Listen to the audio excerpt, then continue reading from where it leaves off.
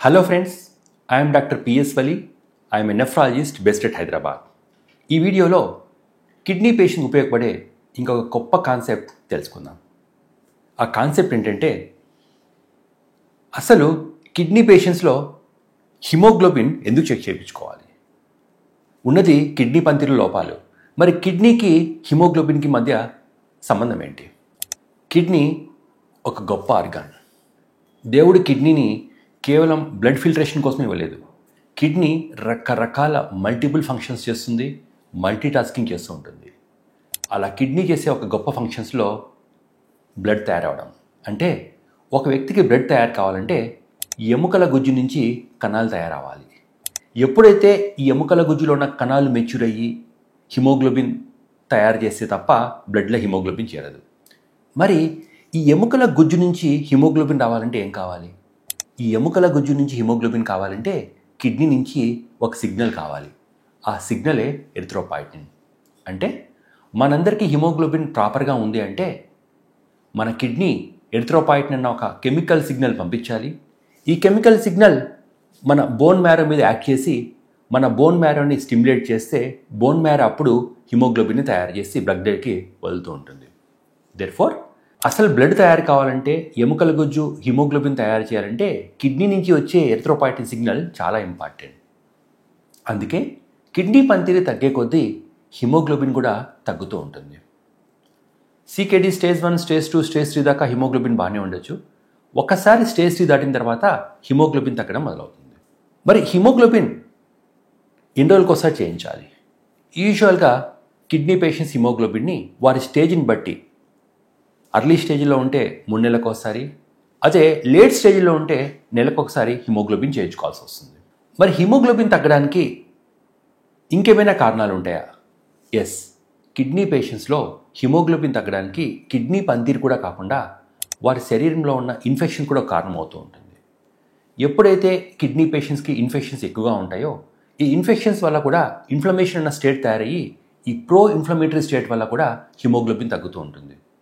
మరీ ముఖ్యంగా డయాబెటిక్స్లో చాలా అర్లీ స్టేజెస్లోనే క్రియాటిన్ ఈవెన్ 1.6, 1.8, 1.7 ఉన్నప్పటికీ కూడా హిమోగ్లోబిన్ 10 రికార్డ్ అవుతూ ఉంటుంది. దీని కారణం ఏంటంటే ఈ డయాబెటిక్స్ వల్ల ఇన్ఫ్లమేటరీ స్టేట్ కంటిన్యూస్గా ఉండడం వల్ల, ఇన్ఫ్లమేషన్ అంటే బ్లడ్లో ఉన్న అలజడి, బ్లడ్లో ఉన్న ఒక కెమికల్ అలజడి.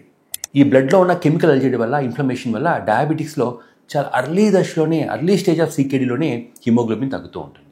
మరి ఈ హిమోగ్లోబిన్ టెస్ట్ కిడ్నీ పేషెంట్స్ ఎప్పుడు చేయించుకోవాలి? ఫాస్టింగ్లోనే చేయించుకోవచ్చు, అన్నం తినిన తర్వాతనే చేయించుకోవచ్చు, రోజులో ఏ టైంలో అయినా హిమోగ్లోబిన్ టెస్ట్ ఇవ్వచ్చు. హిమోగ్లోబిన్ టెస్ట్ కోసం ఫాస్టింగ్ అసలు అవసరం లేదు. మరి హిమోగ్లోబిన్ పెరగాలంటే కిడ్నీ పేషెంట్స్ ఏం చేయాలి? అందరూ అడుగుతూ ఉంటారు, డాక్టర్ గారు నా హిమోగ్లోబిన్ తగ్గింది కదా, నేను కిడ్నీ పేషెంట్ కదా, క్యారెట్ జ్యూస్ తాగొచ్చాను. క్యారెట్ జ్యూస్, బీట్రూట్ జ్యూస్ల వల్ల కిడ్నీ పనితీరు బాగా ఉన్న వారికి బెనిఫిట్ జరగచ్చేమో కానీ కిడ్నీ పేషెంట్స్కి మాత్రం క్యారెట్ జ్యూస్, బీట్రూట్ జ్యూస్ వల్ల అస్సలు హిమోగ్లోబిన్ పెరగదు.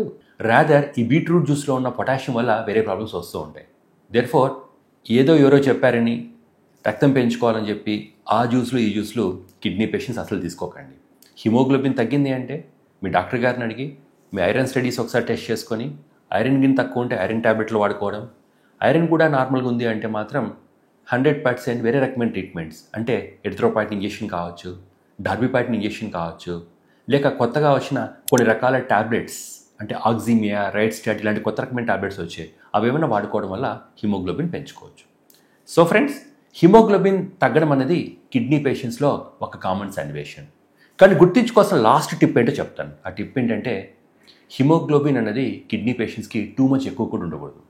అంటే కిడ్నీ పేషెంట్స్ మెయింటైన్ చేసుకోవాల్సిన safest haemoglobin 10 to 13. Kidney disease advance అయ్యాక 80% కూడా హిమోగ్లోబిన్ 13 దాటకూడదు. అంటే క్రియాటిన్ 4-5 వచ్చిన వారు ఎప్పటికి కూడా హిమోగ్లోబిన్ 13 మెయింటైన్ చేసుకోకూడదు.